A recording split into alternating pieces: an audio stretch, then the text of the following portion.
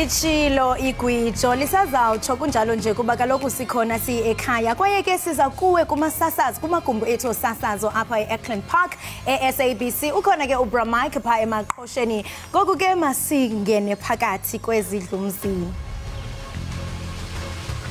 Ake sibheke ke ehamba phambili kuleli hora.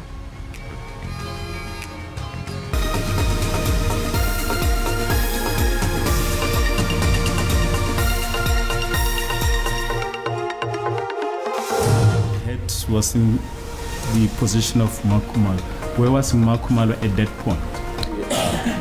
Inside of the vehicle, in Joalo, quite along, of the yard of my... Kulindeleke ukuba ingqina lenkundla uNthabiseng Mokiti ameqongeni athwaqwe imibuzo kwinkundla ephakamileyo yasePitoli namhlanje. Umkhandlu Dolobha igoli uthi usuyiqalile imigudu yokuthi ingabe kufanele isigameko sokugqebhuka komgwaqo egoli sihlonzwe njengenhlekelele na.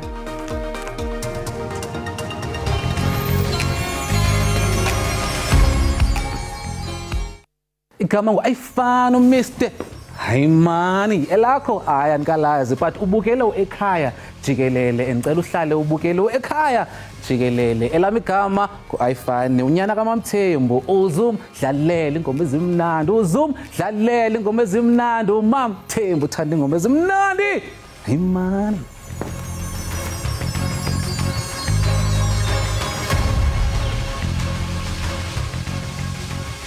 Kulindeleke ukuba ingqina lenkundla uNthabiseng Mokiti ameqongeni namhlanje athwaqwe ngemibuzo njengoko ityala lokubulala uSenzo Meyiwa lizawuqhuba kwinkundla ephakamileyo yasePitoli ngalentsasa. uMokiti ngummelwane wesibini ukunika ubungqina emva kukaKhanya Ngcatshe. Umkhandlu Dolobha wasegoli uthi usuqale izinhlelo zokuhlonza ukuqhuma kwenzeke enkabeni leli dolobha njengenhlekelele. Lokho kulandela ukuthi ngolesithathu lwedlule kwaqhuma igesi emathunjini omgwaqo uLilian Ngoyi owaziwa ngoBri ngeshwa ke embukeli lesehlakalo seyidlula nomphefumulo womuntu oyedwa kwalimala abangama-48 phezu kwalokho kwaphinde kwakhahlamezeka nezimoto ezabe ihamba kulomzila emva kokuthi izala lamankenyane kepha kwamanje ayikahlonzwa imbangela lesehlakalo kwazise kusaqhubeka uphenyo. Ukuchotshelwa kwebail kumagosa sibhozo ecandelo lenkonzo zokhuseleko lwe-VIP kasekela mongameli uPaul Mashatile lizakuqala namhlanje. Abarhanelwa ke bavele okwesibini kwinkundla kaMantyi eRandburg emva kokuzinikezela kwabo kwisikhululo samapolisa eSandton ngeCawe. Lamagosa ajongene nezityholo zokubetha ngeenjongo zokwenzakalisa umzimba, ukhomba ngompu, ukonakalisa impahla, uqhuba ngongenankathalo kwanokuzama ukoyisa ubulungisa. Batyholwa ngokubetha abantu abathathu kuhola wendlela uN1 eRhawutini ekuqaleni kwale nyanga. Bonke abatyholwa abasibhozo bazikhabile izityholo abatyebe kwazona. Kwezamazwe omhlaba umengameli waseNiger uMohamed Bazoum usegudluziwe emandleni okuphatha. Lokhu kwenzeke emva kwamahora ambalwa evinjezelwe emzini wakhe njengenhloko yombuso. Lokhu ke kumenyezelwe iqembu lamasosha estation sethelevishini kuleli yazwe izolo kusihlwa. Efunda istatement uColonel Amadou Abradaman uthe imingcele yaseNiger isivaliwe izwe lafakwa ngaphansi komvalelandlini kwaphinde kwamiswa nokusebenza kwezikhungo zomphakathi. Lamasosha aphinde exwayisa ngemizamo engasenziwe amanye amazwe ukungenelela aqinisekisa ukuthi azomhlonipha uBazoum. Lesi isigameko sesikhombisa sokuketilwa kombuso ezifundeni ezentshonalanga nasemazweni amaphakathi nezwekazi iAfrika. Umphathiswa wamapolisa uBhekicele kunye nabaphathiswa abaphansi kweqela elijongene nezokhuseleko baza kuqulunqa iindlela zokulwa nobugebenga kwingingqi yase-OR Tambo eMpuma Koloni kwi-Eastern Cape Development Indaba nebibanjelwe eMthatha. Osomashishini, inkokheli zomthonyama, abenkonzo zemva bangemva nemibutho ezimeleyo yabucala badibanise inhloko apha bavakalisa izikhalazo zabo ngokuqotsela kolwaphulo mthetho oluthe qolu kwenyuka kummandla waseMthatha.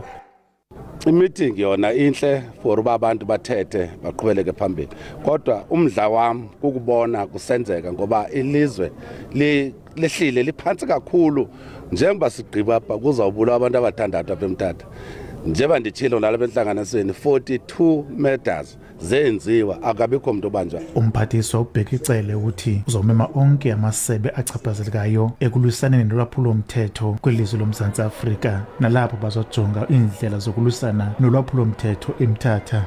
Siyavuma ukuthi umhlangano onjalo uzofanele ube khona. Siyavuma futhi ukuthi kuzofanele sisheshise ikhathi kungathathi isikhathi eside nokuthi ke esibhekene namaphoyisa ekhalo sivumela ukuthi sokwazi ukuthi siyilungise. Siyathemba into kokuba uzawuza ke ngoku nalezi ministers security cluster sesike nabe trade and industry no small business kuzojongwa holistically lo mcimbi wale crime because obunye wabo ubangelwa kuba abantu abaphangele. Le ndibano zodibanisa bonke abaphathiswa abajongene ne-security cluster izawubanjelwa kwalapha eMthatha kwiiveki ezingephi. Ndinkululeko Nyembezi weendaba ze-SABC eMthatha. Amenyezelwe amagama abayisishiyagalombili abazoba ingxenye yenhlolokhono njengoba kufuneka ozongena esikhundleni somvikeli womphakathi. Le nhlolokhono izobanjwa ngasekupheleni kaNcwaba. Ayisishiyagalombili amagama abantu abasodlweni lokuhlolelwe sokuba ngumvikeli womphakathi.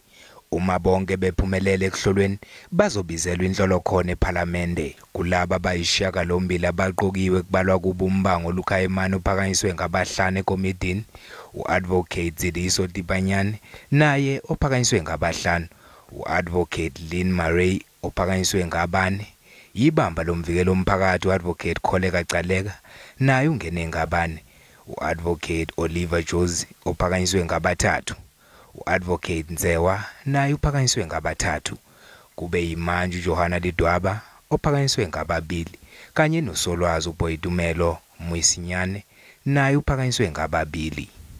Akuwona wonke amaqembu agculisekile ngendlela okuhlelwe ngayo.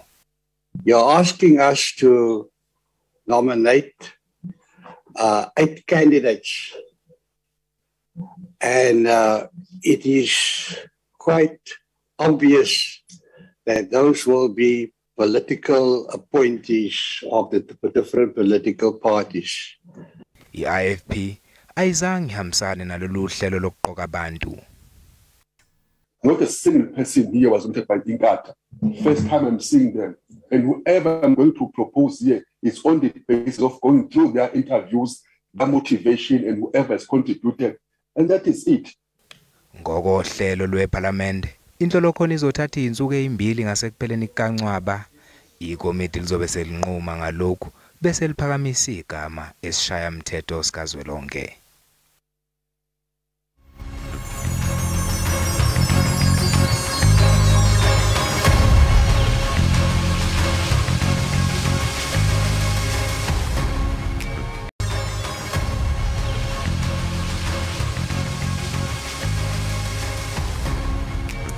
Sibingelele sikwamukele umbukeli lapha ekhaya Jikelele. Sibonga kakhulu ukuthi usahlezi kanye nathi. Kanti ke njengamanje umbukeli zikhona phela indaba ezingondaba mlonyeni ezikushukexile esesongena kuzo ke manje ama Twitter trends. Njalo kanye. Nayo ke i-top 3 ekhona njengamanje kuthiwa #mali, #mbalula, #public prosecutor. Ake siqale ke nge#mali ke sibone ukuthi kuthiwani lapha yana. Mbukeli imayelana nodaba ke losemali izwe imali selinqumeke ukuthi lungasebenzisi ulimi lwaseFrance okuyisFrench nokungulimi nje obelokhu lisetshenziswa ukusukela ngonyaka u1960. Kunembiko ke ethi ubudlelwane balamazwe amabili okuyimali kanye neFrance bebulokhu nje vele bungebuhleke. Uzokhumbula phela mbukeli ukuthi iningi lamazwe ase-Afrika abelokhu nje esebenzisa izilimi zase-Europe njengoba naseCameroon bakhuluma ke isFrench kanti e-Equatorial Guinea khona bakhuluma ke iSpanish. Manje ke hayi cha lusematheni impela ke lolu daba lwemali ngoba kuzobonakala ukuthi ingabe njengoba nje sebethi abasayimisele ngokusebenzisa ulimi bazokwazi yini ukuthi phela bayimele ngazo zonke izinto. Ingabe isimo somnotho wabo sifukuleke ngokwanele yini ukuthi bangakwazi ukuyimela.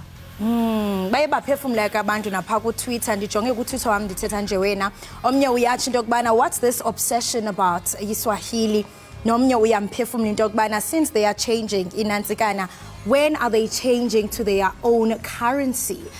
Uyacho Young Nation ucho yena usithi ke democracy isn't the best system of government. It has proven beyond a reasonable doubt that it doesn't work well in Africa. Ezo ke zizimvo ke zabantu abathe baphefumula pha ku x.com. Bathina humshela usibahumshele phela bangasizisa isingesi. Uyathi into yokubana inkululeko ayo system esingayinxomelomanisa nayo urhulumente. Uyathi into yokubana iye yaziveza lubali into yokubana ayisebenzeli thina singama Afrika. Mhlambe ligama elithi inkululeko lingasebenza kwamanye amazwe. Omnye ke uyathi into yokubana njengoba kukhona olutshintsho nje kutheni bangatshintshi icurrency yakhona. Okudaba esilibonayo okuthi yikho lokhu iBRICS ezama ukwenza ukuthi kube necurrency ezoba nje eyalawo mazwe la okungasiyo le esijwayelekile icurrency. Ake sibheke ke udaba lwesibili oluthi #Mbalula ukuthi khona zikhipha ini ke makhulu. Hey uMbalula uyakhala apha uyanqwala uthi ufuna ukwazi ukuba kutheni nje omasipala bechitha imali kwimifanekiso eqingqiweyo nakumaqela ebhola ekhatywayo. Uthi ke le mali mayisetyenziswe kuluntu oluhlwempuzekileyo ukubonisa ukuba iANC iyakhathala. uMbalula ke uthi uyakholela ukuba lenkcitho ingakhathaliyo ingcolisa igama leANC. Uyawuqonda ukhumbule ke wena nokusinto okubana akudalanga pha kwela phondo lempuma koloni ngethuba bebhiyozelwa utata uNelson Mandela kuye kwatyhilwa umfanekiso oqingqiweyo obiza izigidi 3 million rand. Abantu ke baye bakhala besithi into okubana yini imali engaka singasebenzi sizawutya imifanekiso eqingqiweyo kuba silambile. So into ayikhalelayo ke uMbalula esithi into okubana noko mani make bajonge elinye iqhinga kuba kaloku le mali bekumele ba isetyenziswa ngenye indlela. Uyabona phela nomasipala lapha eMsunduze eMgungundlovu nawo angithi phela umemezele ukuthi uzoxhasa iqembu iRoyal AM. Uyabona kanti mhlawumbe nakho nalo lolo daba yulo ke ngoba phela lo masipala seMsunduze uholwa yiANC. Mhlawumbe nalo lolo daba ngolunyo lo daba olenza ukuthi cha unobhala Jikelele lagcine sezizwa ngalendlela. Ake sibheke ukuthi ke baphefumule bathi nabantu mayelana nodaba luka #Mbalula. uMr Tizozo uthi fikile things he has arrived like his name. Hey ufikile qathatha. Hayi uTwitter bafowethu yazi abantu abayinqumula imi lapha kuTwitter. Ukusho nje noma Nathi uyaphefumula pha ku x.com esisho into okubana meanwhile the rest of us are all wondering why the ANC are spending so much time supporting Mbalula. Maybe we don't know the answer to that. Uyathi into okubana bona ke basazibuza into okubana kutheni nje abantu bexhasa umbutho weANC. Nosiviwe uyanqina. Uthini usiviwe uthi it's same way Mbalula tried to get Beyonce to come to South Africa.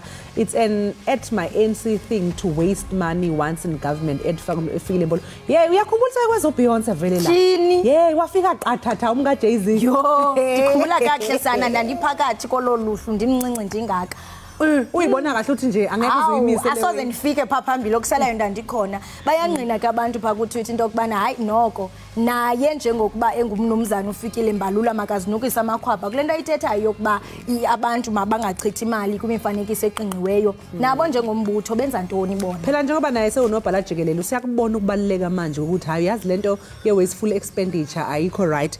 Hayi ke asiqhubekele odabeni lwethu ke lesithathu oku #publicprotector lusematheni kakhulu kudaba lomvikelo omphakathi njengoba phela angithi kuzobanjwa ama-interviews okuyinhlolo khono abantu ke abayisishiyagalombili njengoba kufuneka nje umvikelo omphakathi omusha wawunganakiwe ke kakhulu ke yazi nomsebenzi kusekhona uadvocate uLawrence Mushwana phela yena wayengaphambi ke kukaThuli Madonsela uqala nje ukunakwa uma ngabe sekufika usolwazi ke uThuli Madonsela sike sakhuluma futhi ngalolu daba ke lokuhlolwa lwenhlolo khono yomvikelo omphakathi kanye nomeli isiqulu lapha oyingoti yezomthetho eqaleni sixoxa nje naye ke mayelana noludaba nanokuthi siqhathanise ukuthi umehluko kaThuli Madonsela kanye noadvocate Mkhwebane ukuphi. Ake siboneke ukuthi ke ababukeli batheni bona lapha ya ku Twitter ngodaba lwe #publicprotector uthini ubanele Kholos. Umanele uyathi into okubana Caleka using public protector's office resources to campaign for herself. Uthi ke usebenzisa ke ioffice ka public protector into okubana azikhukhumalisa amandla yena ngokunokwakhe. Ayanda yena uthi breaking news it looks like we're going to have another Zondo imposed public protector. Ramaphosa is ready to pay Ukholisiwe Caleka back for her Phalaphala shield. She sold her soul. Parties dislike her and South Africans hate her. Usho khona ke leyakhana ukuthi hayi ngathi sizobona omunye futhi public protector laphana uzobe secaleni bathi hayi ke phela njengoba nje athola wakhipha umbiko ukuthi cha akukho oku wrong akubona okwenziwe umongameli mangabe kuziwa odabeni lwasephalaphala amaqembu amaningi ezombusazwe aphikisayo awahambisani phela naye amuzwisisi kanti nabantu ke nabo cha shothi nje abavumelananga nalesi sinqumo sakhe sokuthathi ubone ukuthi umengameli akukho oku wrong akwenzile laphana odabeni lwasephalaphala solokho silandla nje lo daba sogcina sesibona ukuthi yozala Nkomoni ngabe ubani ke oyoqokwa njengomvikeli omusha womphakathi. Kanti ke uma ngabe ke sesibuya ezitolo umbukeliso besixoxisana nomntwana walapha uNkweni kanjalo noKhandwandwe sixoxisana phela usuku olukhulu namhlanje usuku lokuzalwa lwembube eseyebuza umntwana ke noma ke inkosi uGoodwill Zwelithini Zulu usuku lakhe lokuzalwa sobe sixoxisana nabo nje ke mayilana nalokho njengamanje sithishwe ezitolo sizobuya kodwa ke emva komzuzwana.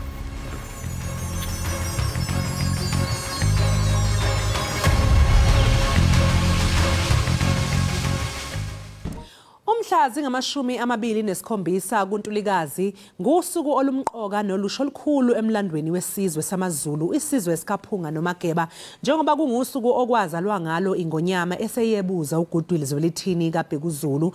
Le ngonyama eseyabanyandezulu ke yabusa isizwe sikayise uBhekuzulu iminyaka engaphezu kwengama-50 kanti waze wakhothama ngomhla ziyi-12 kuNdasa wangonyaka u-2021.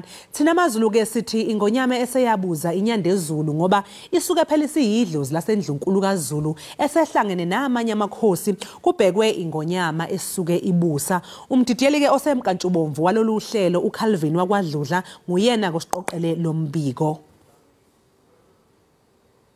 Usuku lwanamhlanje lona suku ingonyama eyebuza eyabona ngalo ilanga izalwa ingonyama uCyprian uBhekuzulu kanye nendlovukazi uThomozile esibhedlela iBenedictine kwaNongoma enyakatho yesifundazwe kwaZulu Natal.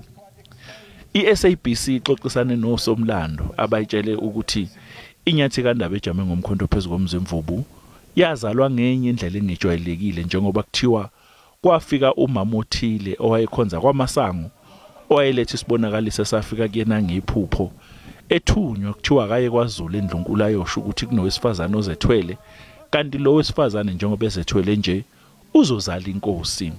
Lo mama weza nesibonakaliso esithi le nkosi ezozalwa izophila iminyaka engama-70 noma ngaphezudlwana.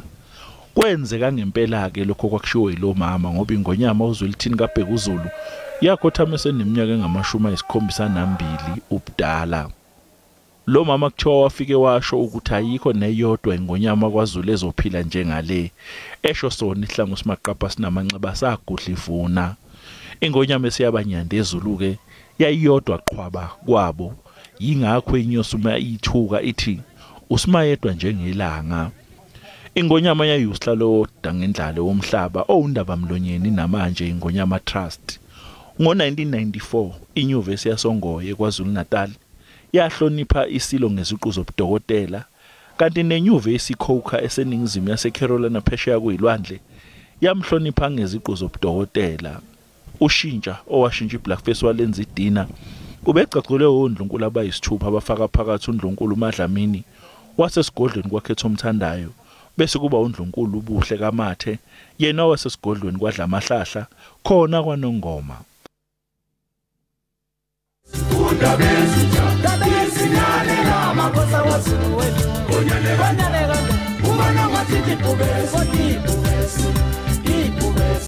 Izazi zomlando kaZulu zoqala kumnguni zithi uyena umuntu owaqala ukwaziwa ngomlando wesizwe samaZulu.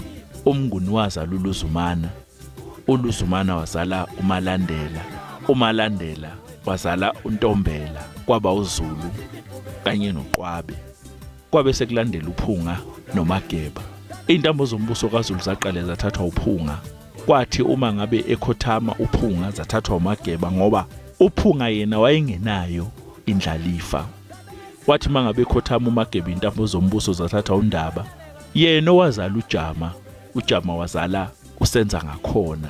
uSenza ngakhona mbukelo wayenamadodana amaningana ayefaka phakathi uMpande, uDingane, uShaka namanye. wathi mangabe khothama mbukeli usenza ngakhona intambo zombuso zathathwa usigujana owayezalelwe ngaphandle akaphathanga isikhathi esideke usigujana ngoba wacijelwa itulo wabulawa kwathunyelwa ungwadi owayisidlakela izazi zomlando zithi ungwadi wamqhoqhobala esemfuleni egeza kwabe uyakhothama lapha ke mbukeli kwakuphendlelwa uShaka isikhundla uShaka unodumehlezi kaMenzi uSishaka kaShayik njengamanzi uyena ke umuntu othathwa njengombumbi wesizwe samaZulu uTekulu abafazi bakaNomgabhi betekula behleze emlovini bethu uShaka kayikubusa kayikubankosi uShaka wakhothama ngezandla zabafowabo ngoba wacijelwa itulo wabulawa waze waphimisa amanzi ahlabayo athi ngeke nize nilibuse liyobuswa zinkonjane zona ezindizela phezulu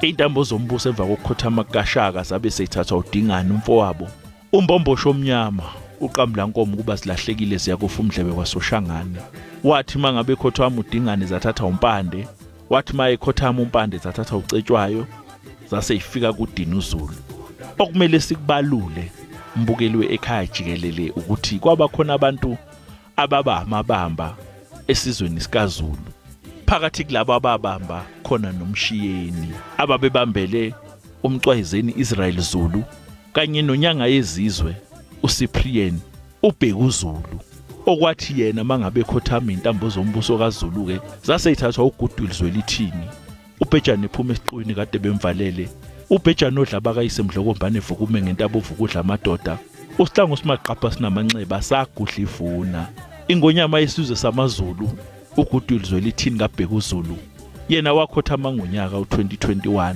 njengamanje uhlele esihlalweni sombuso kaZulu ingonyama umisa uZulu kaZwelithini umphame ephuce ikhubalo lenyanga umgadla kahlehli ngisho sebemvimba ngenkantolo ngiuCalvin wakwadludla umdidiyelo semkantshubomvu ohlelweni ekhaya jikelele. Sibonga kakhulu ngalowo mbiko kuCalvin wakwadludla ukubhekisisa nje ke impilo yengonyama eseyabuza kanye neminye imicikilisho eyenzeka kwaZulu sinomntwana wasonkweni umntwana uAfrika Zulu okungiyena ke emlomo wengonyama kanye nesazi sezomlando uKhaya Ndwandwe. Sibonga kakhulu ngesikhathi senu mngunomnyama siyakhuleka mntwana wasonkweni sicela nje ukuthi usidwebele isithombe sokuthi engabe waye umuntu onjani ke imbube ingonyama eseyabuza. Ngiyabingelela hlabangani nakubabukile ekhaya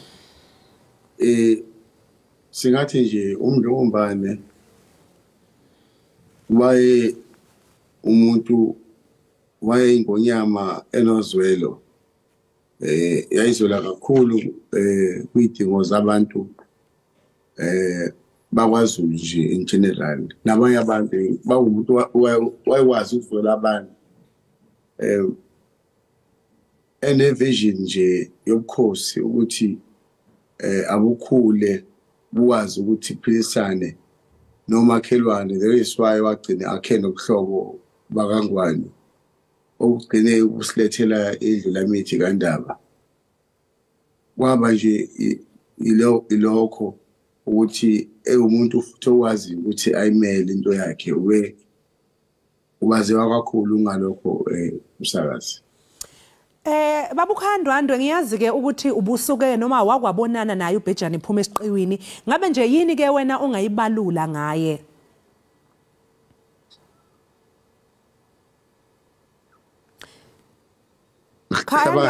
Khaya Ndwandwe ngabe usangizwa bhuti? Hello.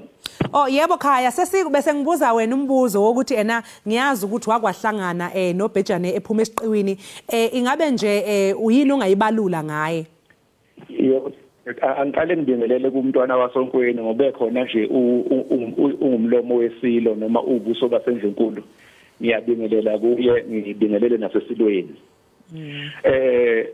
Umdlokomvane njengalokho eseyichazile angazi nami ngiphethe amanothi la ngathi sizohamba ngento eyodwa kwakuyinkosi eyayibathanda abantu bayo futhi engafisi ukubona isizwe sakhe sihlupheka kakhulu.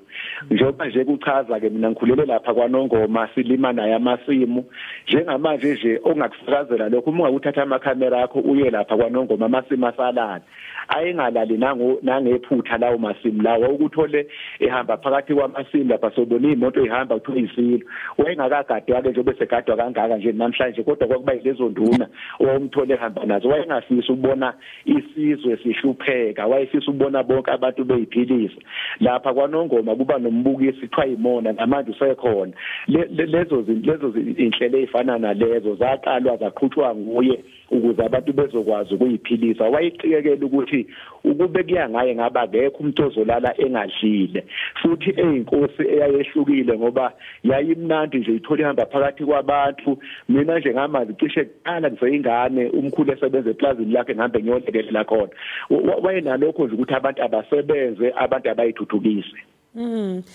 Mangabe sibela kuwe mntwana uAfrika siyazi ke ukuthi uma ngabe ungumzali uyaye phela ube nezinto nje ongayithandi ekhaya ulokhu ke uyikhuza njengomuntu omdala ingabe iziphi ke izinto ayeyikhuza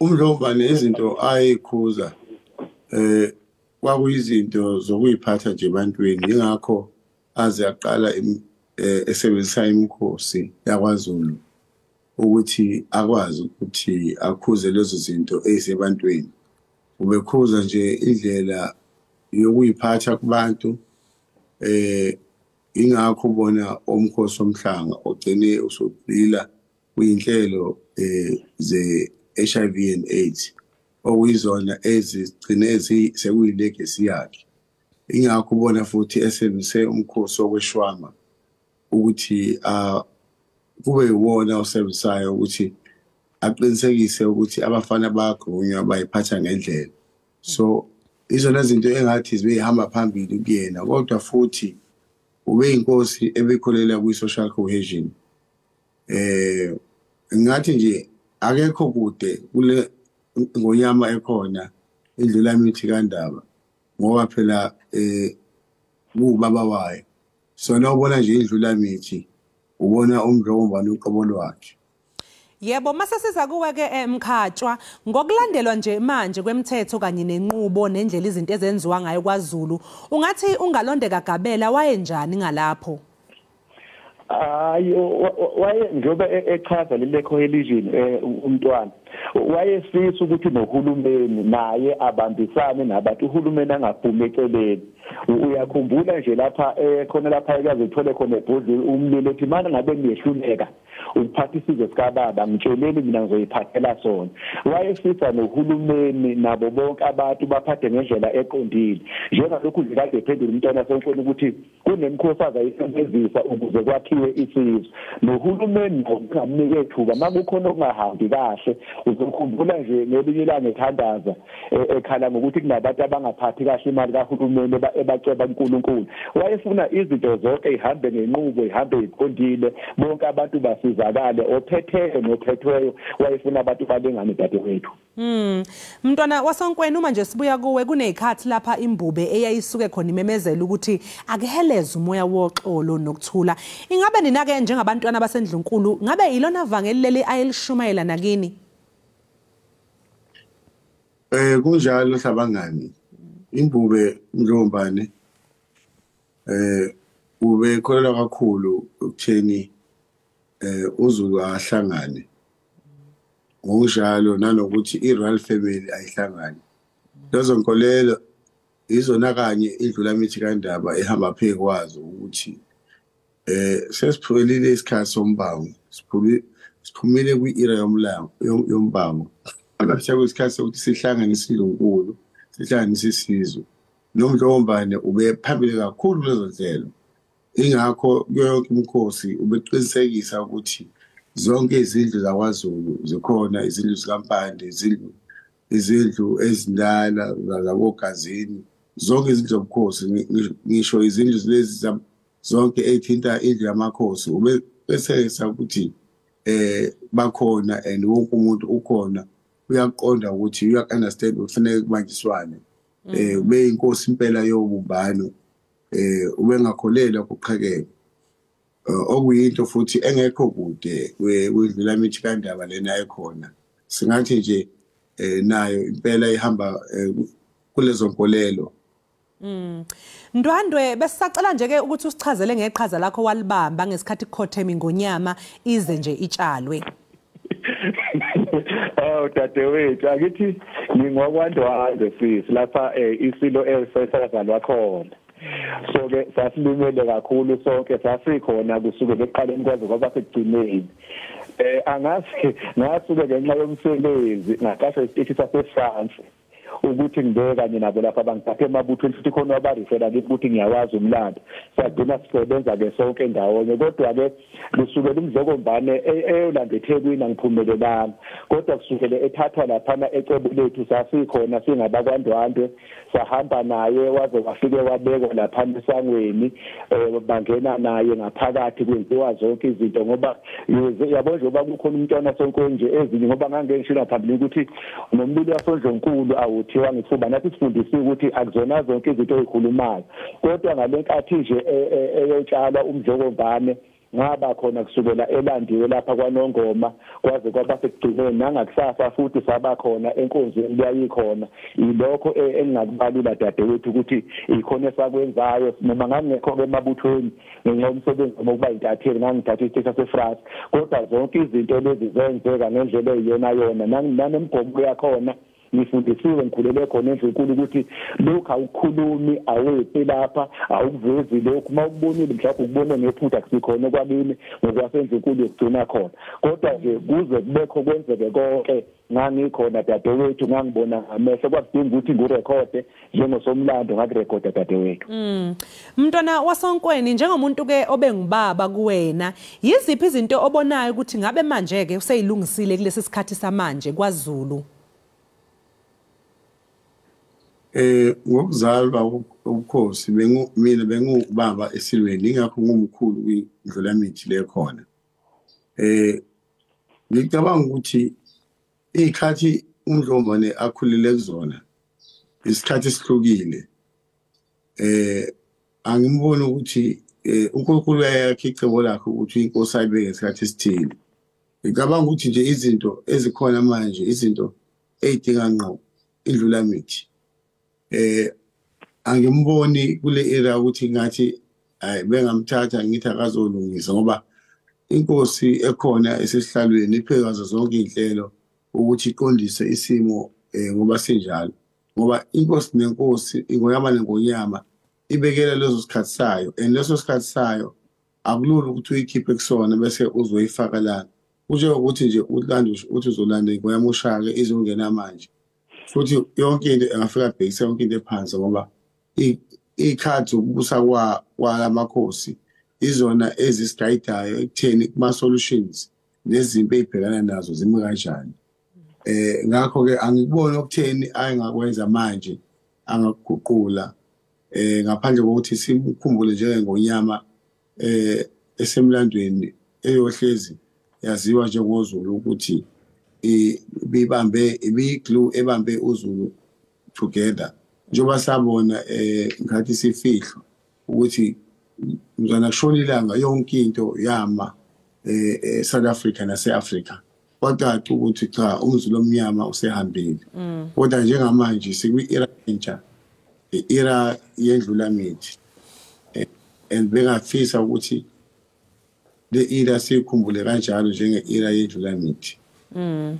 Hayi sesiphetha nje ke Mageba ake ngiqale ngawe sogcina ngaye uXabhashe ikhona inkundla ebizwa ke ngaye iKing Zwelithini Stadium eThekwini ingabe ngicabanga ukuthi uhlonishwe ngokwanele yini uhulumeni noma mhlawumbe ekhona lapha engabe ngikhala khona? Mhlawumbe akusobe kwaba kwanela ukuhlonishwa kweNgonyama enjengesilo samabandla kodwa ke sibona uhulumeni ezama ngoba recently eParliament bathatha isinqumo sokuthi besuse istage sika Queen Elizabeth befaka istage sika Mdlokombane lokho kuyenye yemizamo obviously isystem esiphila kuyona isystem ye-democracy so nabo ba-confined by i-democracy ukuthi be-recognize ubukhosi to a certain extent ngoba egcineni ama-systems angafani lana e-democracy nemonarchy noma-ke akuqhubeki kodwa kuyazana ukuthi kuthiwe nje utele namanzi kodwa-ke ikhona i-Kings Wilton Stadium and isikhathi ngoba phela umuntu akahlonishwa esaphila mostly ubona kahle ukuthi uhlonishwa kangakanani uma engasekho ngakho-ke mhlampe lokho sokubuka nje between now and the next 10 to 20 years sesiyokwazi ukuthi later senze i-conclusion ukuthi cha uMdlombane uhlonishwe kangakanani kodwa khona uyabona ukuthi cha uhulumeni vele bayamthanda kakhulu uhulumeni babesebenza kahle bene-collaboration enhle nohulumeni ney'nhlelo zabo babebambisene so ungakulindela ukuthi ukuhlonipha kukhule kulokho okukhona.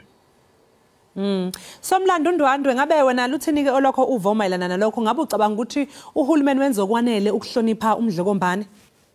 Yebo dadewethu wenza okwanele ngiqale ngilungisela bekufanele ugcine ngayo umntwana wasenkweni ngoba umele indlu enkulu uqale ngayo akudinele umuntu yokuhamba akudinele abakwazi kodwa sekuyolunga ngelinye ilanga.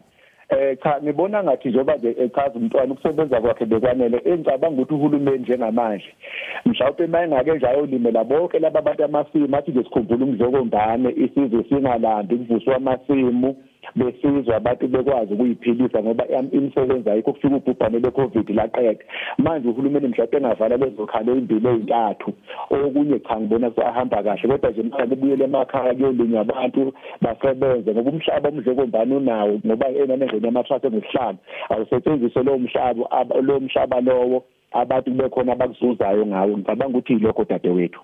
Sibonge kakhulu-ke baba Ekhaya Ndwandwe. Sesiphetha nje-ke mntwana wasonkweni bengisacela nje ukubuza ukuthi ngabe uthini umlayezo wakho njengawedlulisa ngosuku lanamhlanje uwedlulisa esizweni sikaZulu? Msazi ngingathi nje asisebenzise lelo suku lanamhlanje ukuthi sibuke emumva ekutheni kwaba khona ingonyama kwaZulu enjengomdlokombane ekholela kuqolo ekholela kuma-values efamily ekholela kwintuthuko yomphakathi yonkana ekholela kubumbano lwe-Afrika asisebenzise kuleli thuba ukuthi sibukeze ukuthi zonke lezi zinto lezi zisho ukuthini kuthina njengoZulu sesingayiqhuba kanjani inqola iye phambili thanda umakhelwane wakho thanda uhulumeni wakho ubambisana nama-Afrika uthanda omakhelwane bethu njengoba bekhona uZimbabwe siney'nkinga zo-xenophobia so ilegacy kaMdlokombane ishiya nalowo nselelo ukuthi omdala akahloniphe omncane njengoba indlela yami Dishi Stadium okuningi-ke kuyi-foundation uMdlokombane ayishiya engicabanga ukuthi khani sizobona-ke manje ibhlorho ama-blocks enyuka ebheka phezulu usekucaca-ke ukuthi umbuso kaZulu uqonde yiphi kusukela manje kuya phambili kodwa nje siyabonga kakhulu umsakazi sibonga asiqedi kuNkulunkulu ukuthi uye wasibusisa ngeqhawe elinjengale ngonyama ukuthi namhlanje sesizokwazi ukuthi sibheke phambili sakhe sisakhela kulo foundation. Sibonge kakhulu umntwana wasonkweni ngesikhathi sakho sikufisele nje nosuku oluhle sibonge kakhulu futhi-ke nakuwe Ekhaya Ndwandwe. Yebo dadethu siyabonga kakhulu. Siyabonga msakazi. Labo-ke mbukeli bekungumntwana wasonkweni umntwana u-Afrika Zulu kanye nencithabuchopho kaSomlando Ekhaya Ndwandwe besixoxa nabo-ke njengoba phela namhlanje kungusuku lokuzalwa kwengonyama eyebuza uMdlokombane. Mbukela sikucacisa ukuthi njengoba sekuke kwaba nezikhathi lapha abanye bebikuthi ingonyama izalwa ngezinye izinsuku lapha-ke Ekhaya Jikelele sihambile-ke sayobuza khona endlunkulu basichazela ukuthi usuku lokuzalwa kwakhe yilona lolwa namhlanje hayi lezi ezinye izinsuku ezinokubikwa njengamanje kasiqu 8 sizobuya-ke emva komzuzwana.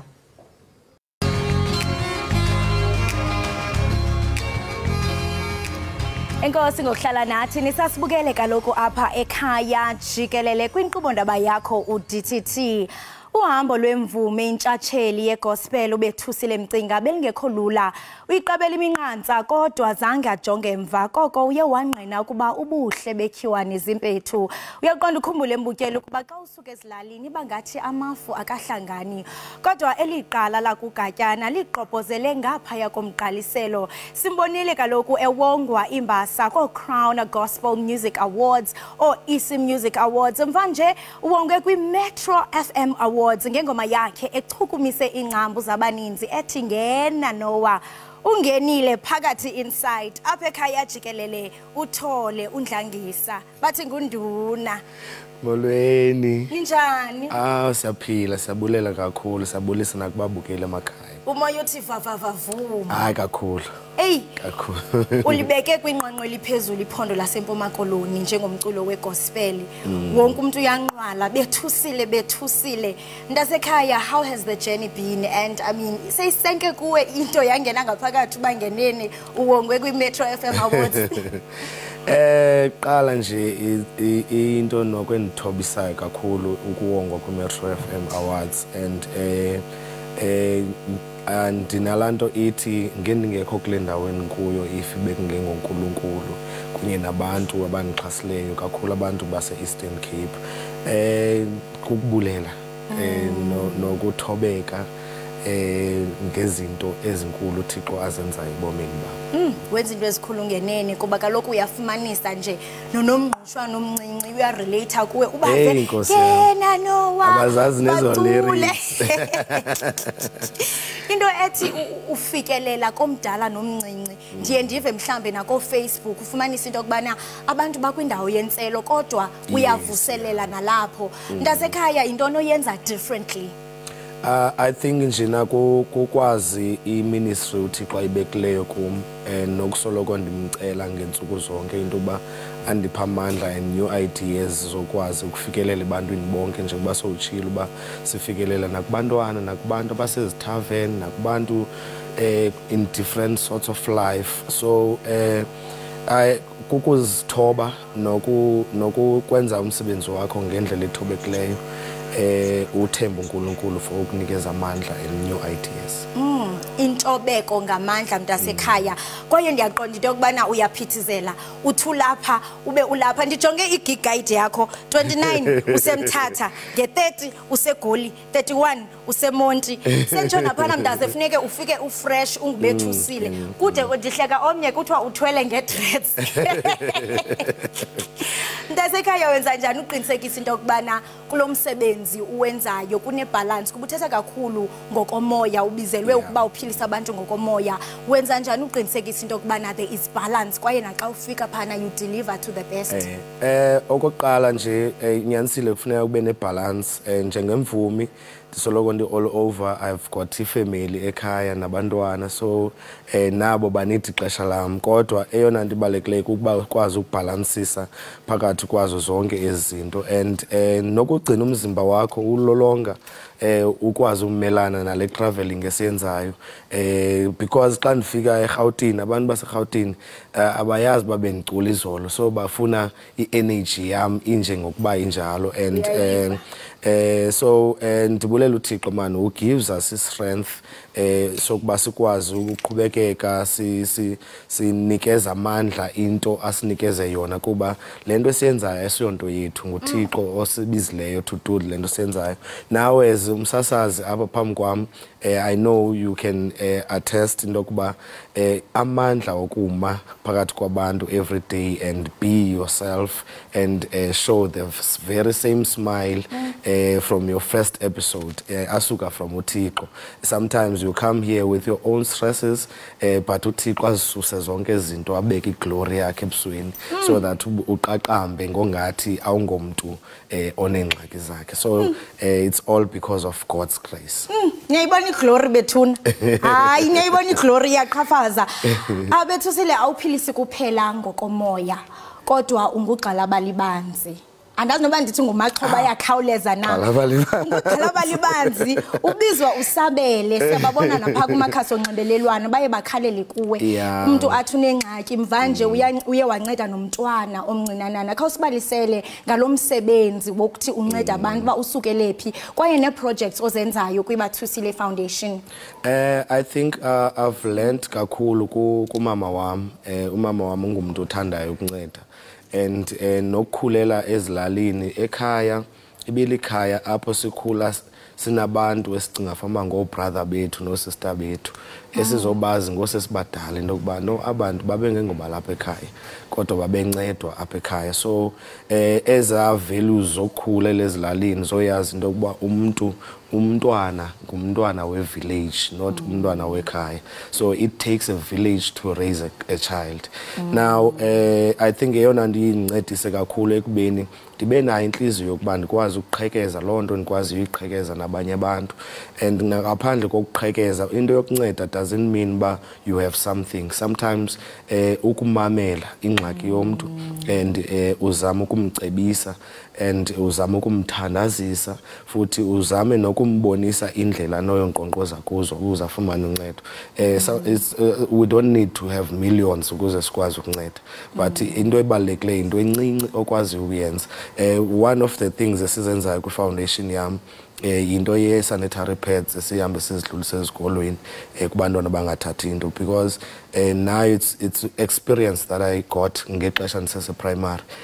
We used to laugh at girls ezincinci xa ziphumele zisehlelwa zezo accident esikolweni but now xa sendimdala kwakho into ethi I need to redo la obabu stot bobukhwengo sasibenze bokuhleka abantwana because aba bantwana babe end up misisha almost a week yokuya esikolweni xa kufikelele la xesha lakhe le periods. Now I decided into kuba ndizayithathela kum into kuba ndihambe ndiyokuncedisa ezilalini ke kusekubi kakhulu when it comes to that because abantu baye bakhethe efamily into kuba kule 350 esiphila ngayo katata Ramaphosa do we buy a packet of sanitary pads nge-20 or we buy bread. Now bread will always come first because abantu balambile. There are many social issues ezenzekayo like kukhona abantwana ba talented like lo wase Cape Town. She's very talented uzongenela uMiss S18 apha eGauteng but usuka from ifamily ehlala ku-informal settlement akho umuntu uphangelayo kowabo so for them it was a dream into kuba umuntu akakhwele ibhalo ya fly as eGauteng ahlale ehotel. Now I believe helping has changed lo mntwana and izawumenza noba xa successful ebomini ayazi ba I was once helped by umuntu so therefore nami mandenze ngokunjalo. Dase uthetha into ebaluleke kakhulu kwaye sikothulela umnqwazi ngokuvuselela imbali kanti kuba kudala kwakusaziyo into kubana unguwe nje kungenxa yami umuntu ngumuntu ngabantu usathetha ngokunceda abantu dase kunalento ethi uzawuhamba uhambe nawe umvuzo ufumane uzawufumana umvuzo wakho kungekudala njengokuba silapha ekhaya Jikelele kune surprise ekhona kune surprise ekhona mntasekhaya gold status wow congratulations. Gold status nduna. Oh man. Ngeyakho. You know this is touching because this song has changed my life kakhulu.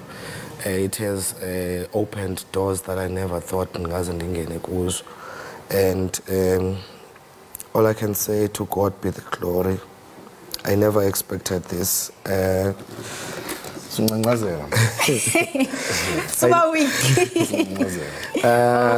I never expected this. Thank you so much, man. Oh, nendifuna ngitsho nje ba sifuna ubulela ababukeli nabaxhasi bakho bethusile. This is very rare siyazi uba i-gospel song iwine i-song of the year kuma-metros, and then now it has reached gold and is approaching platinum.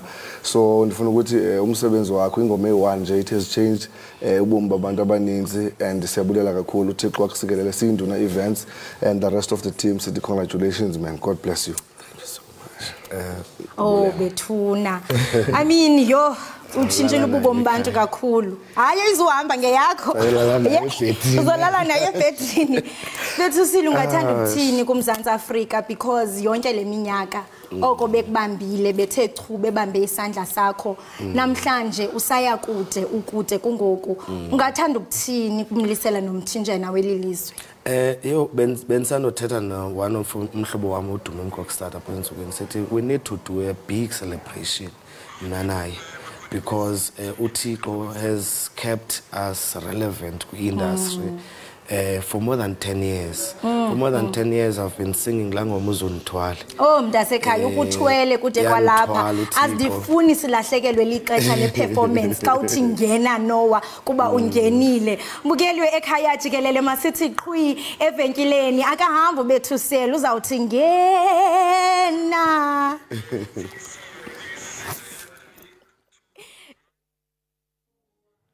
Ake mbukeli sesifike ekupheni kohlelo lwethu namhlanje simokhulu ngothi sihlanganyele kanye nathi kanti ke siyabuya futhi kusasa ngesikhathi esifanayo. Eke mbukeli kwaye ke asikushiyi wedwa ubethusile unqangile sithi ngena Noah.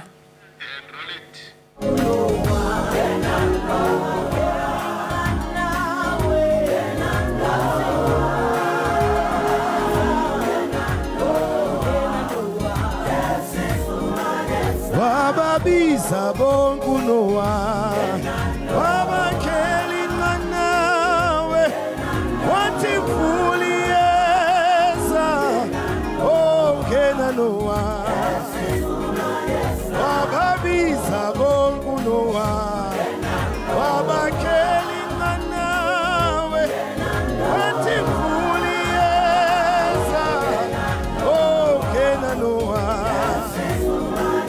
wababiza bonke uNoah wabakhela inqanawe wathi imvula iyeza ngena Noah ngena Noah ngena Noah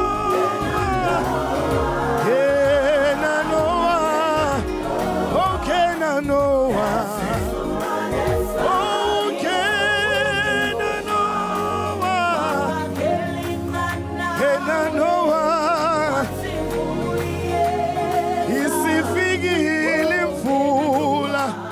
imvula yamathamsanqa wenzenjani uNoah isifikile imvula yezithembiso ngena Noah ngena Noah ngena Noah ngena Noah ngena Noah ngena nesizukulwana ngena Noah ngena Noah yini sesigoduka ngena Noah ngena Noah ngena Noah ngena Noah